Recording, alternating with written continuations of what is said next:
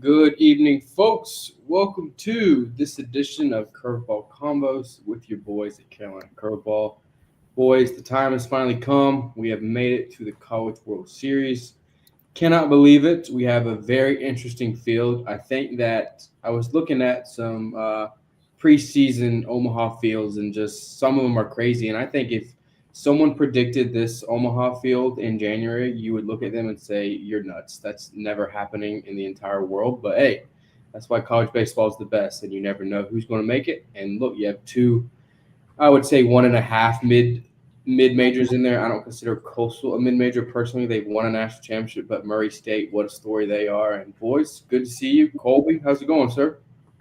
Yeah, going good. Looking forward to watching action in Omaha this weekend on TV, and yeah, it's going to be exciting. Coastal with the early game tomorrow, which kind of sucks for people that work, but should be a good one. Braxton, how's it going, sir? Great, man. Yeah, what a weekend of super regionals last weekend. I know we'll touch on it a lot, but had a chance to have three Carolina teams make it through. Obviously, we only got the one in Coastal who, you know, played amazing down there in Auburn, which I think a lot of us did expect that. But yeah, I'm excited to see how Omaha plays out this year. Like you said, it's kind of a weird year. We knew it would be kind of anyone's game because there's not really been a dominant team or dominant conference per se this year. But yeah, I'm looking for Coastal and Murray State to hopefully make some noise because that's what we love about college baseball. Um, Reed, how's it going, sir? Doing well. Yeah, it should be exciting Omaha field. Eight new teams in it from compared to last year, so that's a plus for fans around the country. Yeah, there's no question about it. And boys, we will start by, excuse me, recapping the week last week, and it'll kind of funnel into what we have here tonight for you. Is there a team you guys? Let's say we go through each bracket and then just kind of funnel it that way and kind of talk about how they got there. So let's begin with Oregon State. Oregon State defeats Florida State at home in a nice matchup there. Reed, I will let you break down this one. Yeah, that was an exciting series. Went the distance, 3 games. Florida State is probably shooting themselves in the foot, considering what happened in game one. Up 4-1 in the bottom of the ninth, allowed three, send that send that game into extras, and they weren't able to close the deal. Arnold pitched a gem on Saturday. Valeni was sensational on Friday for them as well, but they were just rocked on Sunday. Wes Mendez, worst start of the season. I think Oregon State scored 13 runs in the first 3 innings. A credit Florida State. I mean, they were able to fight back a little bit to make that game a little more respectable. But disappointing end to the season for the Noles. But credit to Oregon State. I think they're going to be very dangerous. They always are when they're in Omaha. So I definitely think Oregon State will have a great chance to get through the left side of the bracket. Yeah, and they are facing against Louisville and Colby. I know you have talked to me a little bit about this offseason and how Louisville's pitching has finally come into fruition here, and they are a dangerous team in Omaha and defeated ACC foe Miami in Louisville. Yeah, pitching wasn't as good as it was in the Nashville regional, but it was still solid. Got the job done. First and third game, I thought it was pretty good for Louisville on the mound. Second game, not so much. But yeah, with the Louisville's offense, if they continue to pitch at a competent rate, that's a dangerous team. I think this whole side of the bracket that we're going through right now, I would say is deep, more deep than the other side. Um, if Louisville keeps it up, they're going to be a tough out. Yeah, I would 100% agree with you on that. On this side of the bracket, this side of the bracket has Arizona, Coastal Carolina, who will face off at 2, as well as Louisville and Oregon State facing off at 7, who we have touched on. And Braxton, I will let you touch on Coastal Carolina. Just you already stated it kind of earlier that just an unreal performance they had down there in Auburn, going into that environment, winning honestly pretty easily. I mean, they looked absolutely dominant every single game and just huge for this Coastal Carolina program. Yeah, I mean, this is what they do. Like we've seen it all year, with us, and they were still getting kind of underrated by a lot of SEC fans, Auburn fans. Like even after looking that good in the regional, I think they're known as like a good baseball program now, but they still kind of have that mentality of like. I know you don't see them as a mid-major case, but like they still have that mentality of like we're like he said in the press conference, like this is not a Cinderella team. Like we're here to win. I mean, they're 53-11 for a reason. Like they just find a way to win games, and I think that they showed that down there in Auburn, um, as well as in their regional at home, in some tight ball games against the likes of ECU and whatnot. So yeah, I mean, this is just a really good team on the mound. They find ways to manufacture runs. I mean, they hit two balls over the monster in that game against Auburn. And what do you know? They're the first team to punch their ticket to Omaha this year, and they're back and they're primed and ready to win it all. I mean, we've taken them serious all year, and I'm just ready to see them hopefully finish the job again, which would be just amazing for that program. So yeah, Yeah, and I've had the privilege to see them play 3 times this season, and they're a phenomenal baseball team. I can confidently say I don't think there's a weak link or like a weak spot you can point to that team and go, oh, they lack in this spot. They can hit for power. They can string hits together. They have 3 proven starters. They have depth. They have depth in the bullpen. They just find a way to win games. You're 53-11. You're here. There's a reason you're here, and I could see them winning their second national championship, which would be absolutely outstanding. I mean, full credit to Kevin Schnall and the Yeah. job he's done this year. I mean, I think he's clearly earned a national coach of the year shout. I mean, he's taken the reign of this program, and I think he's kind of had this plan for years where he's been bought into the Coastal Way. I think he played there. He's coached there. He's been in Conway for such a long time, and like to see what he's done in his first real year at the helm is just incredible for them down there. So it's just amazing, honestly. Like You got to also give credit to Matt Williams, their pitching coach, too. His first year there, too. What he's did with that staff is nothing short but incredible. I bet South Carolina's regretting letting him go. Yeah. I think he might. I mean, he honestly probably will win Assistant of the Year. Yeah, we talked about that last show. Or I don't know if I was on the show, but just how you determine assistant of the year. That's just a kind of a funny thing to me, but is what it is. And they will be facing Arizona, Braxton and Reed. I will let you guys address the heartbreak that happened in Chapel Hill. Yeah. Reed, do you want to start? All right, I can. Yeah. Well, I mean, it started off right for the heels Friday as they destroyed Arizona 18-2. Knapp had another really good outing. The bats were rolling. And then, what took place those next 2 games, I don't think anyone saw coming. Me and Braxton were there for game 2 and 3. Carolina had the lead in both those games. We're unable to close the deal there. I mean, Braxton can touch a little more into detail about that. Yeah, I mean, we were there at both of the losses, Saturday and Sunday. I mean, great crowd. We never really had a doubt that Carolina was going to do it. I think as a crowd, as fans, really credit to Arizona. I mean, they hung in there. They kind of just sold it in after that first game and just said, okay, we're going to move on to tomorrow. We know we're going to have to beat you twice.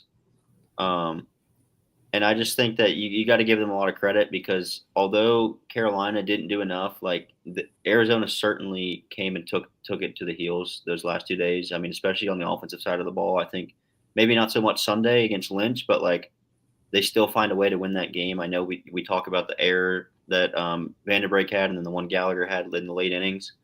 Obviously that's Carolina's been so good defensively all year that that's kind of one of those things that you wouldn't really expect to happen in that moment, especially a guy, an older guy like Vanderbrake. But it happens, and I know we can sit here and talk about some of the coaching decisions. You take Lynch out, who's been dealing all game. He does his job, gets a double play ball. Unfortunately, they boot it. But I mean, we talked about it, Reed. I mean, if he finishes that game and maybe let's say that double play's turned, I think there's no doubt that he goes all 9 and the Heels are in Omaha right now. Yeah. But it didn't turn out that way. You bring in McDuffie, who's been your guy all year. He was shaky the day before. He doesn't end up getting it done either. And then you go to Aiden Hall, which was an interesting decision. I think they were trying to get a ground ball. But the biggest gripe that I had with it, and then Reed, I'll let you go after this, but I don't understand shifting with a double play in order. I will never understand why teams do that. And speaking from experience, like you practice shift double plays all the time in practice. You practice that because it's such an unnatural baseball play where it's not like straight up defense double play ball. But as a pitcher, like your job is to get a double play ball. And when you're shifting to a lefty, there's no one at shortstop. Like it's so unnatural to have to turn double play with 3 infielders on one side of the field. And I just didn't like that scenario, being shifted. Obviously, the ball gets hit there, and we can talk about like if he hits it right into the shift, then we're sitting here talking about what a great shift it is, and double play ball. But that's just the only gripe I had with the coaching there, or with that scenario. But it is what it is, man. Like that's baseball. Credit to Arizona. It's heartbreak for the Heels because we know this team was good enough to possibly win it all. I mean, we've talked about them all year, how good they've been. They come up short, and that's how it works. And Arizona will be in Omaha. So go ahead and read. Yeah, I think you make all good points there. But I mean, you look back, the Heels had multiple chances there, especially the inning before they had runners on the corner. Bass grounds into a double play. Bass grounded into another double play earlier in the game too. When the Heels were threatening. I mean, Carolina had their chances to add some insurance runs before the 8th inning implosion. This series kind of reminds me of the Super Regional a few years ago between Arkansas and NC State when State lost 24-3 or whatever it was in Game 1 and then won 2 one-run games, Game 2 and 3 to go to Omaha. It's a bitter end to such an outstanding season Carolina had. I think sitting there, I was just stunned with how they collapsed there in the 8th inning. But I mean, you got to tip the hat to Arizona. They dug deep and were able to make enough plays and capitalize on those Carolina errors, and that's why they'll be in Omaha. Yeah, I mean, we were speechless there after the game. Me, Reed, and Davis. I think a lot of Carolina fans were. I think no one really expected to lose the series, even after losing Saturday. But there it is, season over. So. Yeah, but don't take too much away because I mean, had a heck of a season for the Heels, just unfortunate, and this shows just how small that margin of error is. All right, guys, let's go ahead and give our picks for these games, and we'll kind of work our way that way. Not the games, but who do you guys think comes out of this side of the bracket? I have Coastal Carolina coming out of this side of the bracket, playing for a national title. Colby? Yeah, I'm kind of sold on Louisville ever since winning in Vandy, so I'm going to roll with them. I think as long as they're pitching, it doesn't lose it and keeps them in the game, I think their bats are going to get it done, and I think they'll come out of this side of the bracket. Braxton? Yeah, I like Coastal too. I think Coastal and Louisville will both win tomorrow, and they'll play a big matchup on Sunday to advance to the driver's seat. And I think Coastal does it. I think this team just finds a way to win games, just kind of what I was just talking about. And I mean, they're just hot right now. It will be really interesting to see how they match up against Arizona. Arizona, even against Knapp, they were hitting Knapp. They were really the first team all year to really put a lot of hits on Jake Knapp. So I'm really interested to see how they face. I'm guessing they're going to face Morrison tomorrow. I don't know if that's been announced yet, but I'm really intrigued by that matchup, the first one in Omaha at 2:00 tomorrow. So, but yeah, give me Coastal to get out of this side of the bracket. Reed? Yeah, a little rematch of the 2016 national title with Coastal and Arizona tomorrow. I'm going to keep going with Coastal. I think I've been big on them all season. I think they'll continue to get it done in Omaha. I think the winning streak will come to an end. I like them to win tomorrow and Oregon State. I think they'll beat Oregon State in the 1-0 game, but then I think Oregon State will win that losers bracket game, play Coastal, then force it to a winner take all to the national title. But I think Coastal, they have more depth on the mound. They've proven all season that's been the case. I think they'll get it done and advance to the title.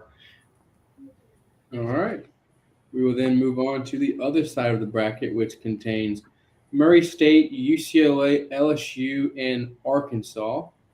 We'll start off with Murray State getting a massive win at Duke, series win. Unbelievable win. We had the Muffin Man there. Mr. Money was there in attendance seeing that. He got to see two dog piles in Durham, which was pretty interesting, crazy way to end that game.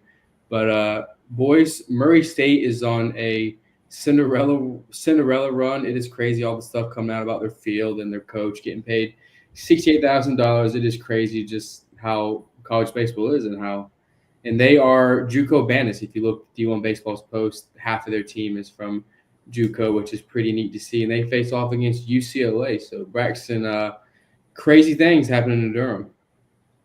Yeah, I mean, that was the standalone Monday game, which is, kind of put it on a national pedestal. But yeah, I mean, Murray State is kind of inevitable right now. I mean, we all kind of penciled in Duke after game one a little bit. I honestly did not think Murray State would come back and turn that series around. We haven't really talked about Coach Pollard yet in that whole situation, which I'm sure we'll get into. But yeah, I mean, Duke. I think it was kind of just the inevitable Murray State team that like.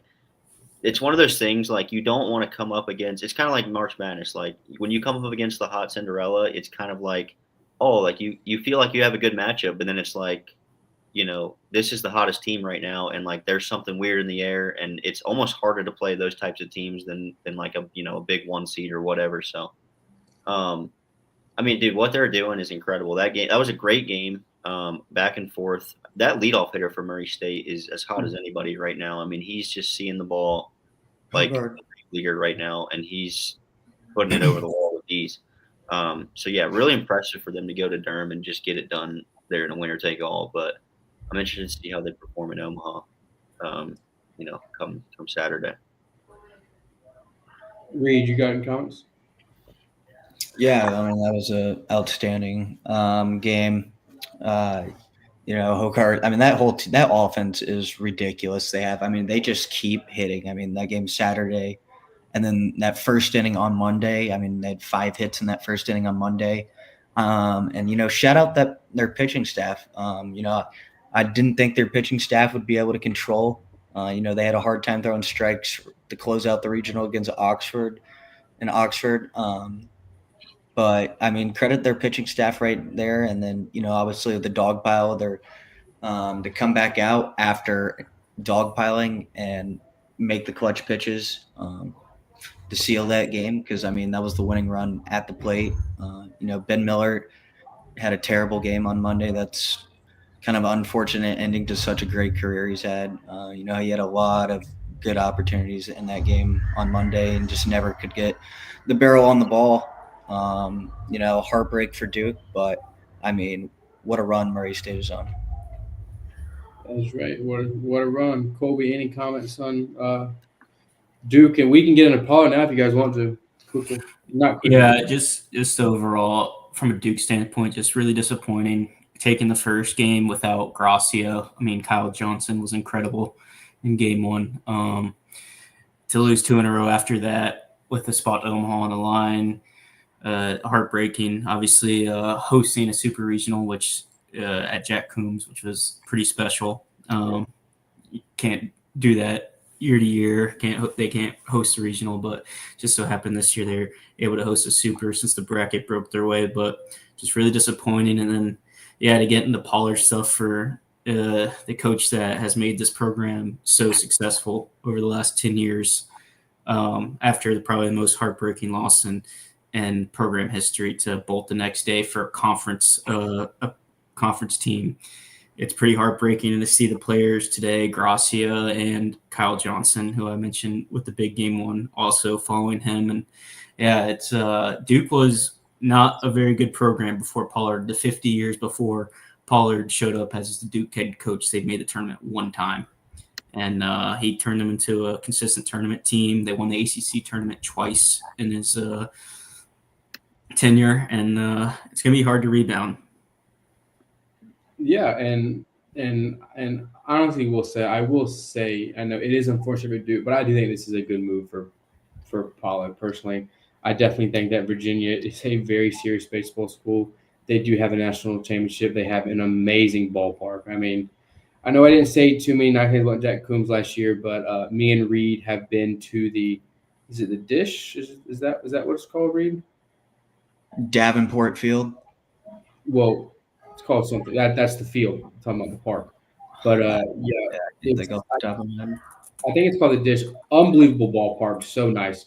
Honestly, one of the best in the ACC for sure, and just all the resources he'll have there. A lot more than at Duke, which is shocking because Duke has so much money. But it is unfortunate for Duke. But I think Duke's going to find the right guy if they don't already have him already or lined up already. Yeah, I'm very interested to see who they hire and kind of this. Like, I'm really want to see the bounce back season they have next year. I mean, they could fall off. Like Colby said, like in the past 10 years, like Pollard has really brought that program up from nothing. And I mean, I think that if they do find the right guy, they'll stay very competitive in the ACC and maybe in regionals as well. I just worry about like their recruiting is going to take a shift unless they hire a guy that's been there and been recruiting there. Under Pollard. I'm not sure if Pollard took some staff with him or whatnot. I think he took his whole staff. That's what I've read. So it's going to be a brand new staff at Duke. So they're going to have a lot of changes depending on what guy they get. Like their recruiting is going to be completely different. We know how they used to hit the Ivy Leagues hard and those Northern guys. I'm just really, really intrigued to see how that program kind of shifts around next year. And, hopefully they're still a top dog in the Carolinas, which I think they definitely could be. But yeah, it almost feels like a now or never kind of thing this year. And unfortunately they just come up a game short, but we'll see what happens. I've seen a couple names float around. I think leading candidate that I've been hearing has been Josh Jordan, LSU's top assistant. He has ties to the Duke program, so certainly that would be a good hire. It's a real shame though that Pollard accepts that job to Virginia 24 hours. I don't even know if it was 24 hours after losing on Monday. And then, half the team's already in the portal, obviously, with Gracia committing to Virginia today. Pretty disappointing. Certainly we'll be following who Duke will hire. I think Josh Jordan would be an excellent hire for them. Very curious to see how they respond next year. Yeah, we do have a source here from Hoist the Colors at East Carolina. Have heard LSU assistant Josh Jordan could be the name to watch there. Was there at Duke under Pollard a while back. Also the dude who allegedly messaged Irby seems like an interesting guy as Hoist the Colors. Might be Stephen Igo there. Not sure. Could be Brady Thomas or James Rio or Jonathan Wagner. But, so it's going to be very interesting who they hire. If they hire him, that's a very interesting one. But all in all, I think this is a good business decision for Pollard. Unfortunate for Duke, but that's just the way of the game. That's the other side of it is how is Virginia going to be under Pollard? I mean, I think they'll definitely be better than this year. I think they'll be top. They'll be Colby. Go ahead. Yeah, I was having this debate with my dad the other night. I don't think it's crazy to say Virginia came on top of this whole coaching carousel change. I know O'Connor has won a national championship, but I mean, this year preseason ranked number 2, didn't make the tournament. I mean, and then he bolts for Mississippi State, and then you hire Pollard, who with Duke and their facilities and not much resources, has really turned that program into a perennial ACC top of the league and winning it twice, AC tournament. I think Pollard's going to be crazy good at Virginia. I think if I'm a Virginia fan, I'm happy with all this turned out. Obviously, thankful for what O'Connor for the national championship. But all things considered, I think Pollard knows how to navigate maybe the transfer portal better. We'll see. O'Connor's going to get influx of money at Mississippi State to really work the portal there. But I think I would be excited if I was a Virginia fan.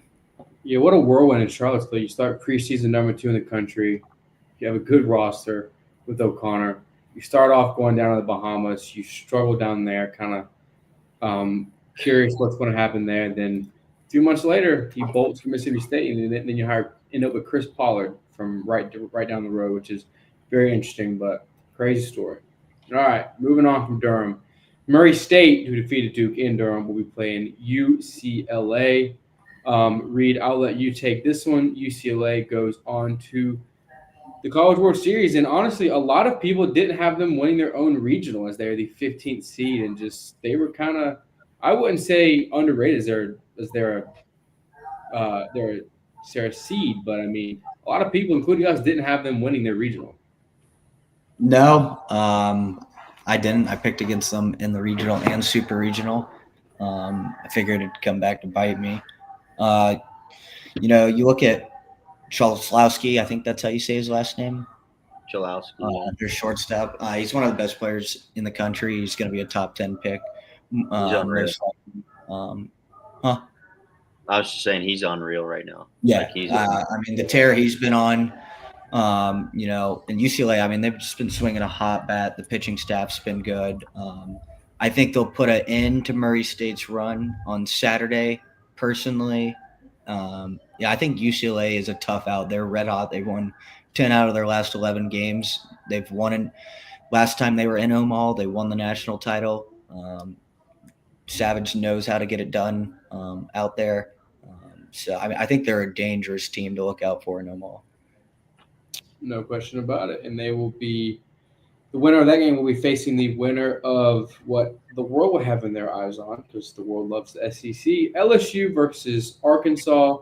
Going to be I kind of like how they're battling out first. And I'm glad they're on the same bracket. So it won't be SEC versus SEC. I'm glad they're kind of one of them's going to take each other out. I will say I am looking forward to this one. LSU, Arkansas. Zach Root will be on the mound for Arkansas. Curious, Braxton, is he going to cuss out the LSU roster as they walk off the field? Dude, that was crazy. I cannot believe. I mean, the umpires have to kind of get a grip on that, because someone made a good point about it. But like when we're throwing Grossi out for having a construction helmet outside the dugout for a second, and we're not doing anything about whatever Zach Root was shouting there. I mean, all that's fine, but like, you got to kind of get a hold on that. That was crazy, but obviously the cameras catch it. There's stuff like that happens all the time out on the field. I mean, it gets pretty intense, but yeah, like you said, Casey, this is a great matchup. Obviously, these are probably the two teams that you would look at and be like, okay, this is kind of a matchup I would have expected in Omaha. These are the two teams that of the field of 8 that you're kind of like expected to see. Obviously, there are two SEC teams, which is great. They can get punch each other and go after each other. I think right now Arkansas is the better team, but LSU has been really, really good as well. So yeah, I'm excited to see this one as well play out. But give me Arkansas. I'm going to take Arkansas as well. Colby? Yeah, I'm going with Arkansas. That's my national champion pick too. But Reed? I've got Arkansas. I think LSU are the two. I think they're the two most talented teams left in the tournament, but I think Arkansas is better. I think Arkansas odds-on favorite to win it all. They'll be feeling the pressure. They've never won a national title. We know what happened a few years ago to them, their debacle down the stretch against Oregon State. But if there was ever a year for Arkansas to get it done, this is the year. I agree with that one. They call themselves the Omahogs. The Omahogs are finally in Omaha, which is interesting. But so that leaves us with me. We got to do a pick for UCLA Murray State. I think Braxton, you said your pick. Reed said I said UCLA. UCLA.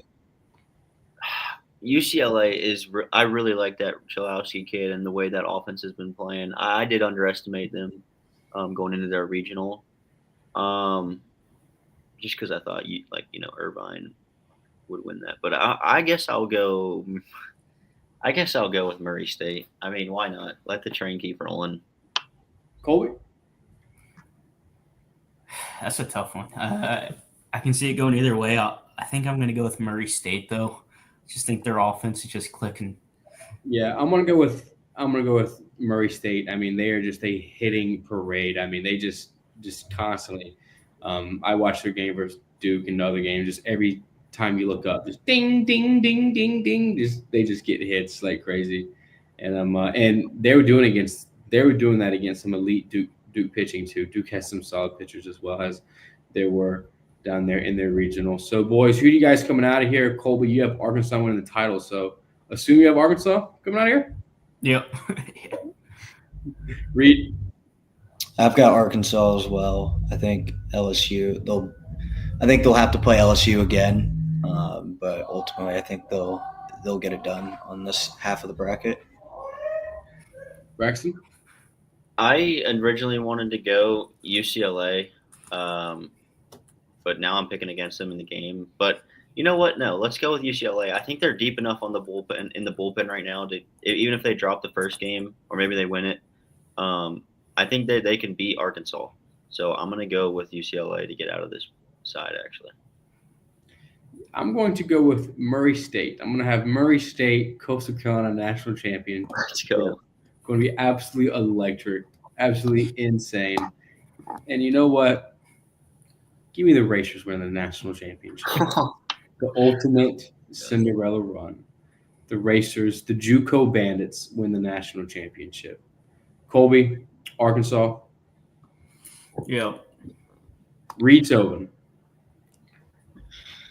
I've gone back and forth. I've got Arkansas beating Coastal in 3 games. I think Arkansas is just so talented. Look at Aloy. He's sensational. Probably going to win the Golden Spikes Award. Hope Coastal gets it done. But, unfortunately, I think the SEC is going to win their 6th national title in a row. I hope I'm wrong, though. Okay. Braxton? Coastal over UCLA, coming back to Conway again. That would be absolutely insane. I'm really hoping for one of them to win it. It'd be something. That would be something indeed. No one has Oregon State or Louisville making any noise? I know Colby does. The Beavs are a weird one for me. You can't ever rule them out in Omaha. No, that's why it's like, yeah, I could definitely see them being in the final, which is crazy. But I just don't know. I just don't know how Coastal is going to lose twice. I mean, this team's lost 11 games all season. They don't lose. Like, they're good enough to beat anyone. The field isn't that strong other than maybe, I think they got a good draw with their side, as we talked about. But, I just don't, honestly, if the Beavers played Coastal in a 3-game series, I don't think Coastal loses that series. You know what I mean? So that's the reason I'm going Coastal. I think they did get a good draw, but also at the same time, as you said earlier, just the teams that are in there are red, smoking hot. Of course, you're in Omaha. You're going to play good teams. You're going to play hot teams. But with that being said, Coastal has shown me that they just find ways to win, and I think that they're going to do that no matter who they're playing. So I think they're a top of the line team. Really looking forward to that. Any other comments on Omaha before we move into our off-season plan that I want to announce? I think we're good. Looking forward to obviously, Colby, you were there last year. Yeah. Got any plans for this year watching it or just? No, I've gone twice in the last 4 years. So I went in 21 as well. Yeah, Omaha is such a special place. I hope a ton of Coast Carolina fans are making the trip. I assume they are. I mean, it's I awesome. did see that the early Jello shot leader was Murray State. I did I ran into their fans last week when I was in Durham, and they seem to get after it. So would be something special if they put up a performance there and win that competition. I'm gonna go How with many LSU. Let's pick. how Let's many pick. jello shots did you have last year, Colby, when you were there? Me, I just had one. I just want to enjoy the game, but I Wait, got one though. Let's make a pick for who wins the Jello shots. I think it's an obvious I think it's LSU an obvious favorite. choice. Yeah, it's- Yeah. Let's pick second place. Well, Arkansas could win. LSU or Arkansas, whoever goes the distance between them will have the most. I mean, that What's- would be an all-time performance if Murray State pulled that off. What do you think is more important, winning the Jello Shot Challenge or the national championship? Clean It's- sweep. It's You gotta have a about, clean sweep. Yeah. it is about tit for tat, no question about it. All right, boys. Well, we will get into our off-season plan. We're going to be releasing Carolina Curveball, all Carolina teams. North and South Carolina, we'll be releasing a first team and a second team, as well as a freshman team. That is what we are going to be releasing, as well as Player of the Year, Pitcher of the Year, and Coach of the Year. I don't think there's a close race for Coach of the Year personally. I think that is already a given. Player of the Year and Pitcher of the Year, I think, will be a nice race. I think Pitcher of the Year's leaning one way, but I think Player of the Year will be a little interesting, in my opinion. We'll get to see that. And looking forward to our discussions and debates on who will be on those teams. Really looking forward to that freshman team as well. We're going to have to dive into a lot of these programs to see what freshmen shine for sure. And looking forward to that first and second team, all Carolinas. Braxton, what are you looking forward to most about this? Yeah, I mean, that'll be really fun to kind of build those out. I know we did a preseason team, which we probably got very wrong as we predicted. But I actually looked at it two days ago, and it's not as bad as you think. It's not as bad as you think. But go ahead, Braxton. yeah, I mean, we'll see. I am really interested to see how the pitcher or the player of the year, who we have for candidates for that. Obviously, Connie Derschlag had a crazy year. He was kind of a front runner for that most of the year. But yeah, I mean, really excited to put that content out for you guys. I mean, we did it last year too, I think, or we started to do like all Carolina's teams at the end of the year. We need to really figure out what else we want to do. I know you're going to talk about it, Casey, but like obviously we'll have the end of year rankings as well, which we'll do 1 to 28 or 28 down to 1. And also for anyone listening, if you have any ideas or suggestions, Yeah, please. just let us know the type of content you want to see. We are an open book, so just let us know what you guys want to see. And I actually have. Can you guys remember our preseason player of the year? Canarella. Yep. Pitcher? Kanak probably. Yep. All right. So our first team is we said one team in the preseason. I think we may switch up that before the preseason next year. Preseason catcher of the year. Who is our catcher of the year? Probably Luke Stevenson. Bodine. Luke Stevenson. We had Luke Stevenson hit first base. I don't know. He hit 250. First round. That's like 20 bombs. Yeah, no, I know, but he'll probably be on first or second team. You're He probably had a bad week. He's unbelievable. First base, Tanner Thatch. Mm. Yeah. I think there's gonna be better first baseman. Second base, Blake Barthel. Maybe, yeah. Shortstop, home run, Merrick Houston. Yeah. Third base, Ben Miller, home run. Yeah, he'll probably be on there. Outfield, Ethan Petrie. Tough circumstances, tough program, tough way to go out. If you have not read that South Carolina article by, I think it's John Little from Spurs 247, holy smokes, you need to read that. So that's crazy. Canarella, tough season. Riley Johnson, I mean, when he was out there, he looked outstanding, but availability is the best ability. Utility, Caden Bodine. So he was on there, as well as Kobe Croft. He was hurt most of the year, correct, Braxton? Yeah, he didn't have a great year, but he battled injury as well. So probably not going to make all Carolina's team. But starting pitchers, Aiden Kanak of Clemson, Jason DeCaro of North Carolina, Colby Guy of UNC Asheville, Jake Brink of Charleston, Jackson Stensma of App State, Jacob Duden of NC State, Matthew Mateus of North Carolina, and Davis Aiken of Charleston. I don't think we did too bad. the pitchers are going to be. I mean, the pitchers a lot. Some of those guys got injured. Mateus for sure. We didn't know Knapp would have the year he would have. I mean, coming off an injury. So I mean, it's hard to predict, man. Like a lot of those guys, like DeCaro had such a good freshman year that I think with that, along with the emergence of Knapp, kind of put him in the back seat in that Carolina rotation. But he still had a solid year. So yeah, things like that. I think we kind of missed on the bullpen a little bit. But it's hard to predict. I mean, you don't know who's gonna come out. Like we had no idea that Maustat from Clemson would have 15 plus saves. So it is what it is. We'll figure it out, and then now that you read that off, Case, I think I'm happy with how we predicted it. I mean, it was pretty easy to put some of those big names like Canarella and Petrie and Stevenson. So, Colby, do you have any thoughts on this? Just a quick one. Duden was a miss. He wasn't this year. Well, who would have expected that though? You know what I mean? Like that's he was such a stud. It's not like he was even like bad this year. Yeah, he just wasn't what he was. So everyone thinks he's just disappointing. But yeah, exactly. I bet he'll have another great year next year. I think had a little rough patch this year. I bet he'll be pretty good next year. Yeah, I think he'll be pretty good next year too. And one other thing I wanted to look at, let me see if I can find it real quick. Our Carolina Curveball preseason power rankings. Preseason rankings.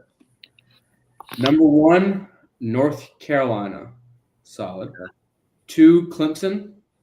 3, Duke. 4, Wake. 5, NC State. 6, South Carolina. I mean, they are a SC program. I mean, how far do we have Coastal? 7, gotta be. 7 Coastal. Okay. 7 Coastal. 8 ECU. 9 Charleston. 10 Wilmington. 11 Wofford, and 12 Campbell. Yeah. I don't think those are awful considering what it's we're going. Not. Yeah. I mean, it's not too bad. Besides South Carolina, like we have Duke. I think they'll stick. I think they'll be 3rd this year to end. And then I don't mind where Wake and State are at. Obviously, Coastal's gonna be higher, 7. They will certainly probably be the number 1 team, without a doubt. So yeah, I don't think we did too bad there, guys. Yeah, Wofford started the season pretty good too, and then obviously Campbell was a miss, but yeah. We wanted to give them their respect. Wofford got as high as 7 in week 3 when they were 11. Wow. I think Upstate, we kind of didn't anticipate them having as good of a year for their first year under Sweeney. So all credit there. We didn't have High Point in there. No, not. That's Charlotte. They had too. Or Charlotte. Yeah. So. Or Charleston Southern. It's going to be very interesting to do our 1 to 28, fellas. Yeah, it's going to be really. I think from like the 12 to 20 range, we're going to be splitting hairs. Yeah, I know who's 28. Who? Queens. Yeah, I mean, tough season for them. And they don't have the lowest RPI. Who does? Gardner Webb. They've had the lowest RPI for like 2 months. Ooh. Of the Carolina. Queens' final win percentage. Reed, you said they get double-digit wins. 9. Yeah. 9 and 42 or whatever they were. Queens at 9 and 53, A&T at 15 and 52, Asheville at 15 and 50. Even though Asheville has 2 SEC. These are records? Huh? Those are records? Oh, games played. Sorry. 15 and 35. Sorry. Okay, yeah. 1535. And Asheville has 2 SEC pitchers on their team. Yeah, I mean, technically speaking, yeah. They committed to Tennessee midseason. They both went to Tennessee. Yep. Talk about some tampering. I mean, we could have a full on this. I mean, does anyone not even care, raise an eyebrow about that or anything with I don't even understand how that happened. Like, how did It's only grad transfers. Yeah, but Well, yeah. I guess you're right. Yeah, because you can technically be in the portal and play if you're graduating the Yes. year of, you can be in the portal because that's what I did when I was at my last year at Charleston. I was in the portal that whole season. So I guess you're right, Colby. That's probably the workaround, and you can commit whenever you want too. It's not like you can't if you're in the portal, you can commit. It's just got to be cool. It's got to be cool with your coach to let you keep playing. Obviously you have to have that conversation with him, which I'm sure that they did. So yeah, I find it a bit odd them committing mid-season and still playing for their current team. Yeah, I mean, you got to think about your teammates too. Behind Yeah. you, that type of scenario. That's something you might want to tell an inner circle or keep to yourself, or maybe you want it to be known or whatever. So, but yeah, it definitely was odd. But I'm interested to see how they perform next year in the volunteer uniform. Yeah, no question about it. Some other interesting records as we wrap up. Greensboro 21-33, not the best year for them. I Yeah. wouldn't say we were high on them, but I would say we thought they were going to be a lot better than what they were for sure. Campbell 25-31. I mean, that's a tough program to win at. First year head coach, kind of going through the motions. I think they should bounce back. I mean, I think They're pretty solid in CAA play. Yes, correct. Yeah. But you are in the Carolinas, and you do have a tough. Yeah, not good enough for them. They would agree with you. Yeah. They should be in a regional, at least with the way that they rolled for a good few years in the Big South, or they had a dynasty there, so they're going to want to bounce back yet again. Another tough year for them. Another one. Well, talk about it every week. I think South Carolina 28-29. I mean, Maneri, don't understand how he's coming back after the stuff that has come out about that program. Huh? Cooking in the portal. Oh, he is. I've seen pretty remarkable there. Colby, do you have anything on that? Or you just know? I just seen 64 Analytics Twitter post. Good account, by the way. That's one of my favorites. They have their own metric, and they have the number one portal class for. Well, you never know because apparently they didn't practice this year all season. So we'll see what happens. They didn't practice at all. They didn't practice double plays. They didn't practice pitching, defense. It was unbelievable. If you that's race Braxton's golf balls fall off the desk.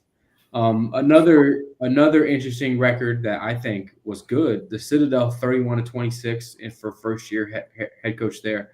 Big season there out of the SoCon. Wofford staying in the SoCon 33-27. This is their first year in I think 3 years. They'll have a 40 win season. Tough year down there in Spartanburg, but I think they'll bounce back just fine. Pirates 35-27.